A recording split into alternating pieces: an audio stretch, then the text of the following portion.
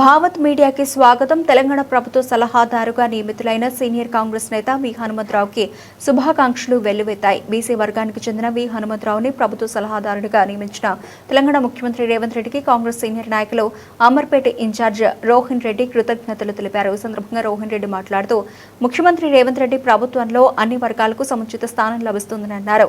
BC వర్గాల సంక్షేమం కోసం ఆయన చేసిన కృషికి, వారి అనుభవానికి ఈ పదవి దక్కడం పట్ల ఆయన సంతోషం వ్యక్తం చేశారు.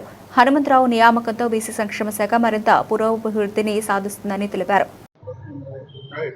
నిన్న చాలా సంతోషకరమైన దినము. ఎందుకంటే కాంగ్రెస్ పార్టీ కులవృద్ధుడు, కాంగ్రెస్ పార్టీలనే అత్యంత సీనియర్ పెద్దలు వి హనుమంతరావు గారిని ప్రభుత్వ సలహాదారుగా నియమించినందుకు ముఖ్యమంత్రి రేవంత్ రెడ్డి గారికి ప్రత్యేక ధన్యవాదాలు తెలియజేస్తున్నాం.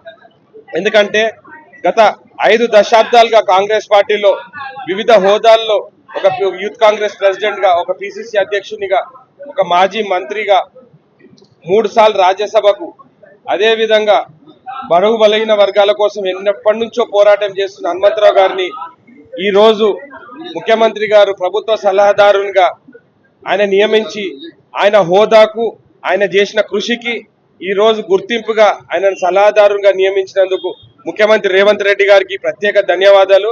అదేవిధంగా మహేష్ కుమార్ గౌడ్ గారికి, మీనాక్షి నటరాజన్ గారికి కూడా ప్రత్యేక ధన్యవాదాలు తెలియజేస్తాం. రేవంత్ రెడ్డి గారు యాజ్ ఎ చీఫ్ మినిస్టర్ గా గతంలో నాకున్న సర్వీసు 10 ఏళ్ల పోరాటం బీఆర్ఎస్ వ్యతిరేకంగా, గతంలో నేను 2 సార్లు పార్లమెంట్ ట్రై చేసినా రాలే.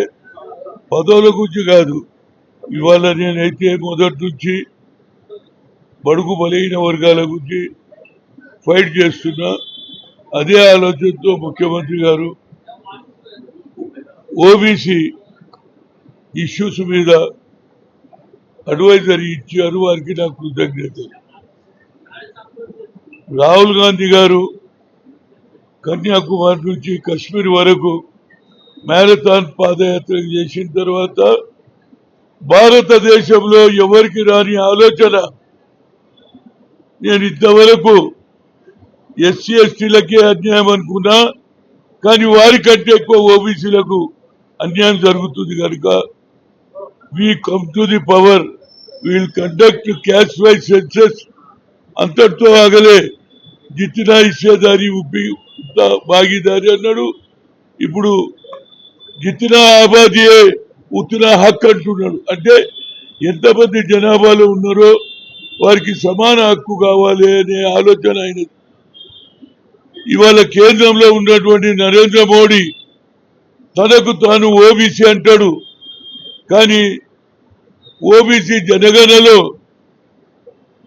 ఓబీసీ కాలమే లేదు. భారతదేశంలో 60% ఉన్న జనాభా 140 కోట్లలో 60% ఉన్న మా జనాభాకు కులగణలో పేరు లేదు. మా కులగణ జరగకుంటే, మా ఓబీసీలో జరగకుంటే నిరుపేదలకు ఉద్యోగాలల్లో, చదువులల్లో, అదేవిధంగా రాజకీయ రంగంలో మాకు అన్యాయం జరుగుతుంది. అందుకే రేవంత్ రెడ్డి గారు బిల్లు పెట్టారు, 42 పాస్ చేశారు. ఆర్డినెన్స్ తీసి గవర్నర్ పంపిస్తే కోల్డ్ స్టోరేజ్ అయితే సాక్షాత్తు ఒక ముఖ్యమంత్రి వచ్చి జంతర్ మంతర్ లో ధర్నా కూర్చున్నాడు బీసీల తరఫున. ఆ తర్వాత ఎన్నికలు జరిపాడు. లోకల్ బాడీలో 52% మా బీసీలు గెలిచారు సర్పంచులుగా. అదేవిధంగా ఏదైతే చైర్మన్, వైస్ చైర్మన్ గెలిచారు. నరేంద్ర మోడీ 10వ తేదీన వస్తున్నాడు తెలంగాణకు.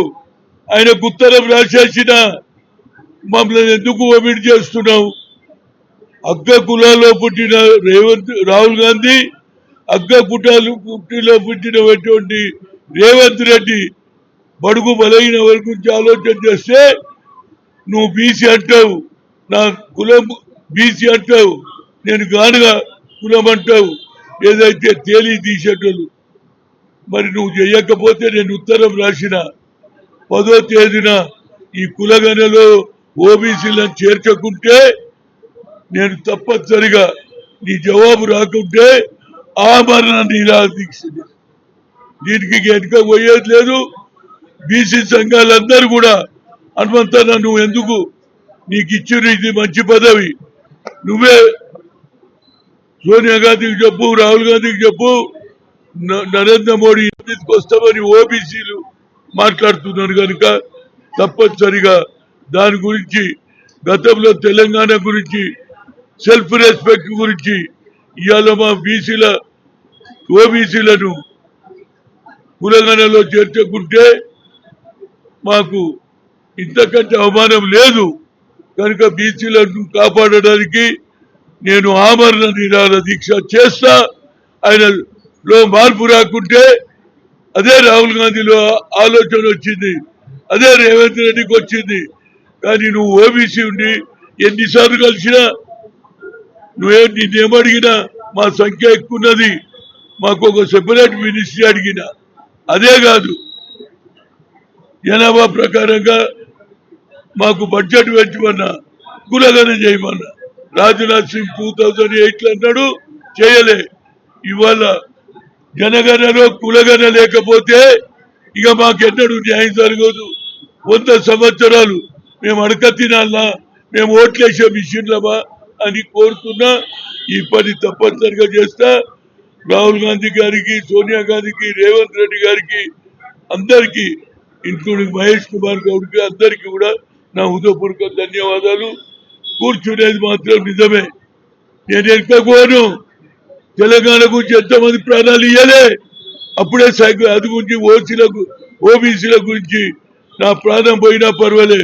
ఓబీసీలకు న్యాయం గురించి తప్పనిసరిగా ఆమరణ నిరాహార దీక్ష చేస్తా.